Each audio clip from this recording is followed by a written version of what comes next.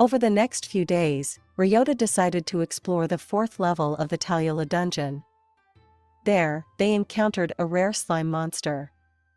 Emily explained its rarity, leaving Ryota puzzled. Ryota allowed the slime to attempt to escape, but he used a freezing bullet to stop it and finished it off with a regular attack.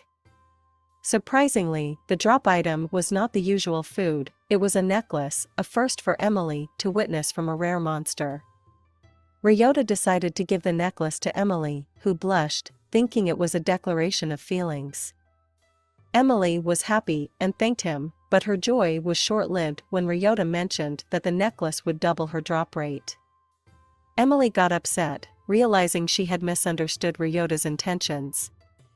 It turned out that he gave her the necklace solely to increase her drop rate, not as a romantic gesture. However, Ryota often fails to grasp such situations. During their dungeon exploration, Ryota and Emily encountered regular slimes known as bat slimes. Emily's skills allowed her to defeat 4 of them, leading to 8 bamboo shoots dropping an impressive outcome thanks to the double drop rate item they found. Once their adventure concluded, they returned home, and Ryota noticed Emily preparing their meal. He offered to help, but she declined, explaining that the kitchen was too small. Ryota then mentioned his idea of moving out, which worried Emily, thinking he might leave her behind. However, Ryota clarified that they could afford a nicer place together, but they needed to save a bit more money for that.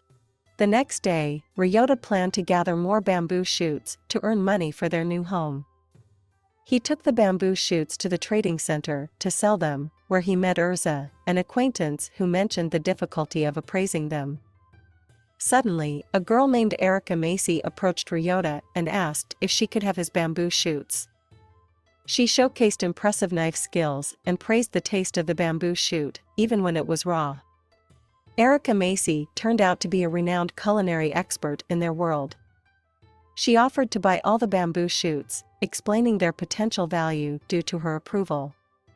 Urza convinced Ryota to sign an exclusive contract with their trading center to sell the bamboo shoots as a branded product. Later, Ryota returned to the Nihonium dungeon to increase his strength stat, with the goal of reaching rank S. There, he encountered a girl who was part of a party of 3 men dealing with a skeleton. The girl used an air box to capture the air supposedly dropped by monsters. An old man explained that they were essentially selling air, deceiving people by packaging it in boxes and claiming it to be valuable. This operation was craftily advertised as Princess Air. Intrigued by this unusual business model, Ryota inquired about the magic cart they used to carry many air boxes at once and avoid multiple trips. Ryota realized that having a magic cart would make their lives much easier. He wanted to get one but needed to talk with Emily first since it was a bit expensive. After returning home, Ryota explained the situation to Emily. They had to decide whether to get a new house or a magic cart first. Emily suggested prioritizing the magic cart, as it would increase their efficiency in carrying drops and enable them to earn money faster for their new home. Although Ryota was a little worried about delaying their move, Emily assured him that she was content with their life together in their current small house. With this understanding, they agreed to visit the magic cart shop the next day. At the shop, they encountered Olga, a distressed little girl. She informed them that her father hadn't returned home yet because he had gone to pick some flowers. Emily mentioned that the only place to find flower drops was in a dungeon called Arsenic. Ryota decided to head to that dungeon to assist Olga's father. Upon reaching the dungeon, Emily explained that the first floor monsters were called Dandrox, stationary and non-aggressive. Ryota initially thought it would be easy to find Olga's father, but the Dandrox blocked their path. Only Emily, with her powerful Thor hammer, could defeat the rocks. After dealing with the Dandrox, they eventually found Olga's father, who had fallen asleep. Ryota tried to wake him up, but the old man seemed unaware of his daughter's worry.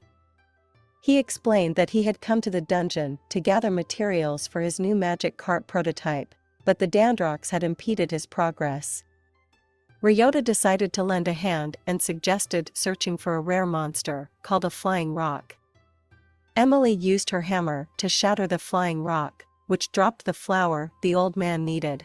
They skillfully transform the flower drop into a stray monster, and Ryota uses his freezing bullets to capture it. They later return to the dwarf's workshop, where he skillfully transformed the flower drop into a magic cart. Grateful for Ryota's assistance, the dwarf generously gifted them the magic cart prototype. The following day, they filled the cart with drops from the dungeon, gathering twice the usual amount of bamboo shoots. Ryota planned to sell the drops to Urza at the trading center, while Emily headed home to prepare dinner. At the trading center, Ryota noticed Urza facing a difficult situation with an aggressive customer. The customer claimed to have brought enough drop items to be paid 10,000 pilots, but Urza insisted the value was less. Ryota stepped in, defending Urza, and proved her right by accurately calculating the correct prices for the items in his magic cart.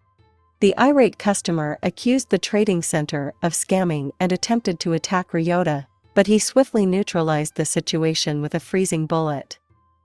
Afterward, Ryota comforted Urza, recognizing that everyone needs help and expressing his desire to protect her. In an unexpected moment, Urza mustered the courage to kiss Ryota, leaving him puzzled. She then resumed her work, and Ryota and Emily returned to the dungeon, earning much more money than before. With their newfound wealth, they could now afford to purchase a more luxurious and spacious place to live. After the move, the rabbit girl started following them because it could smell Ryota's carrot from a distance. As they settled into their new home, Ryota reflected on the progress they had made. With that, our episode comes to an end. Feel free to comment if you're interested in following more of this exciting series. Thanks for your time. If you stayed until the end, please like and subscribe for more.